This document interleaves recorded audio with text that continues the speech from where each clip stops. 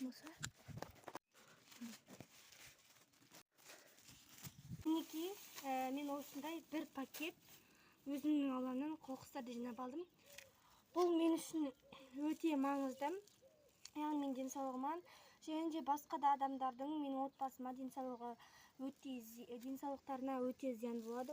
Және де табиғатта өте әдемі мусорлардан тазарылып қалды.